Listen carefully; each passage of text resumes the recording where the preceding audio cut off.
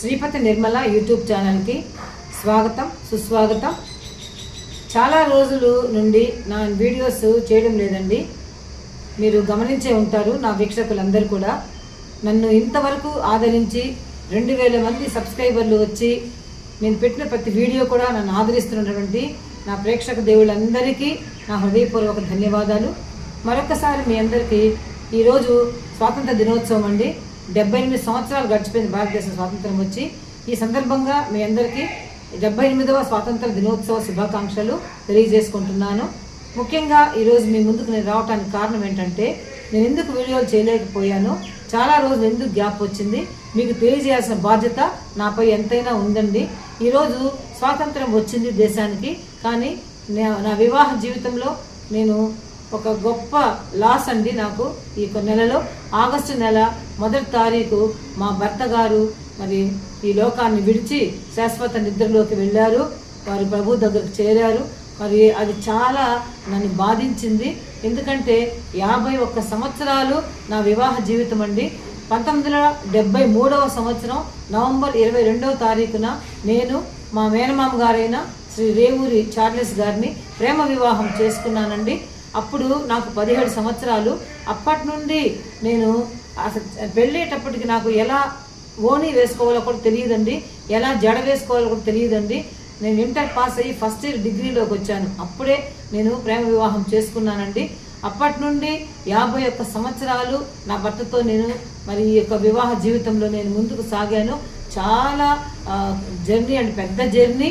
ఎన్నో అవరోధాలు, కొండలు, మిట్టలు, లోయలు, అగాధాలు చాలా అండి, ముళ్ళ కంపలు, రాళ్ళు, నేను నడిచిన మా దారిలో చాలా ఉన్నాయండి.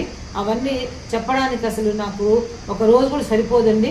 అలాంటి నా వైవాహిక జీవితంలో ఇప్పుడైతే 51 సంవత్సరాలు పూర్తయిన తర్వాత మరి నా భర్త 79 సంవత్సరాలు ఆయన ఈ లోకంలో జీవించింది.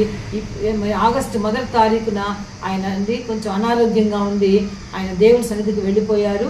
అప్పటి నుంచి నేను ఆ విషయం కూడా నేను చేద్దాం అనుకున్నాను, చూపిద్దాం అనుకున్నాను. కానీ ఆ విచారం సమయంలో చాలా దుఃఖముఖులై ఉన్నాము. నాకు 2 కొడుకులండి, 2 కోడళ్ళు, రత్నాలు లాంటి కొడుకులు, వజ్రాలు లాంటి కోడళ్ళండి. ఒక మనవరాలు, 3 మనవళ్ళు, ఒక ముని మనవరాలు కూడా ఉంది. మరి మా వారు ముని మనవరాలను చూడే భాగ్యం కూడా దేవుడు మా ఆయనకి ఇచ్చాడండి. అయితే మామూలుగా ఇదేమి ఈ లోకం మనకు శాశ్వతం కాదు, ముందు వెనక ఒక్కొక్కరు వెళ్ళిపోతూ ఉండాలి. కాబట్టి ఆయన కొంచెం అనారోగ్యం చేసింది. దానివల్ల ఎంత ట్రీట్మెంట్ చేసినా మరి పనికి రాలేదు. అందువల్ల ఆయన ఆగస్టు 1వ తారీఖు సాయంత్రం 8:05 ఆయన శాశ్వత నిద్రలోకి జారుకున్నారు. మరి ఆ ఎడబాటు నిజంగా భరించలేంది. మనం ఒకరికి అయితే ఓదారుస్తాం, చెప్తాం. నేను ఎంతోమందిని ఓదార్చానండి, ఎంతోమందిని నేను ధైర్యంగా ఉండమని ప్రోత్సహించేదాన్ని. అయితే నా దాకా వచ్చిన తర్వాత అది చాలా పెయిన్ అని నేను తెలుసుకున్నాను. అయితే కూడా ఆ పెయిన్ అలాగే నేను క్యారీ ఫార్వర్డ్ చేయదలుచుకోలేదు.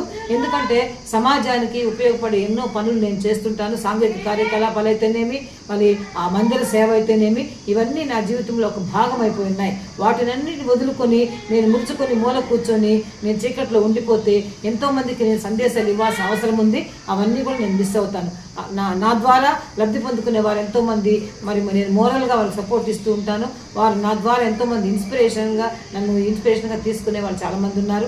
ఇవన్నీ కూడా నేను మిస్ అవుతాను, వాళ్ళు మిస్ అవుతున్నారు. కాబట్టి వాళ్ళందరూ నా బంధువులు, నా స్నేహితులు, నా బిడ్డలు, మరి నా పొరుగు వాళ్ళు నన్ను ఎంతగానో ఆదరించారు, నన్ను ఎంతగానో ధైర్యపరిచారు. నువ్వు మళ్ళీ ముందుకు రావాలి, నువ్వు ఇంట్లో ఉండిపోకూడదు, నువ్వు దుఃఖంగా ఉండకూడదు అని నన్ను ఎంతగానో వాళ్ళు స్ట్రెంగ్తన్ చేశారండి.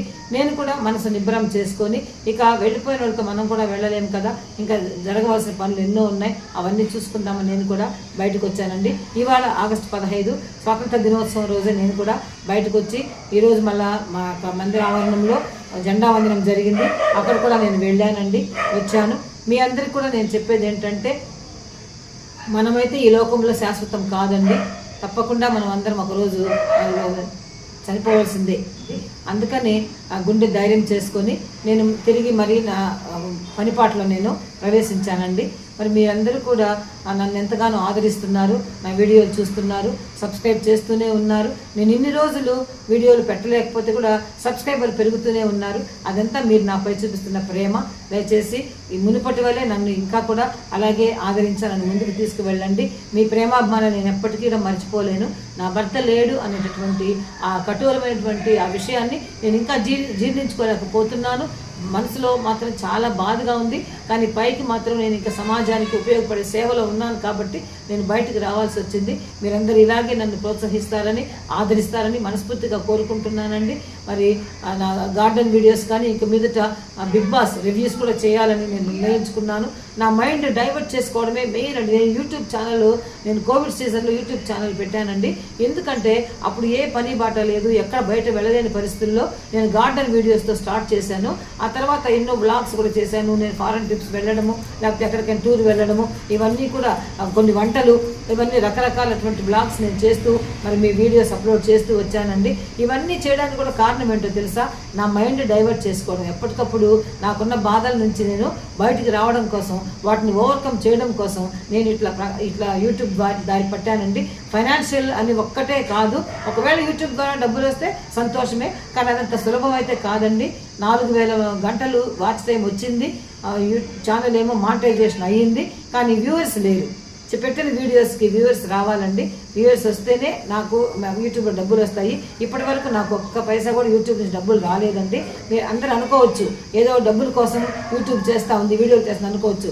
లేదండి, నేను టైం పాస్ కోసం, నా మైండ్ డైవర్ట్ చేసుకోవడం కోసం, ఎప్పుడూ చలాకీగా ఉండడం కోసం, కొత్తవి క్రియేట్ చేసి ఆ మనసుని బాగా ఉల్లాసపరుచుకోవడం కోసం, ఇలాంటి విషయాల కోసమే నేను యూట్యూబ్ వీడియోలు చేస్తున్నానండి. దయచేసి మీరు ఇలాగే నన్ను ఆదరిస్తూ ఉండండి. ఎప్పటికీ కూడా మీ ప్రేమ నేను మర్చిపోలేను. వీలైతే త్వరలోనే మంచి వీడియోలతో మీ ముందుతానండి. అంతవరకు సెలవు. నమస్కారం.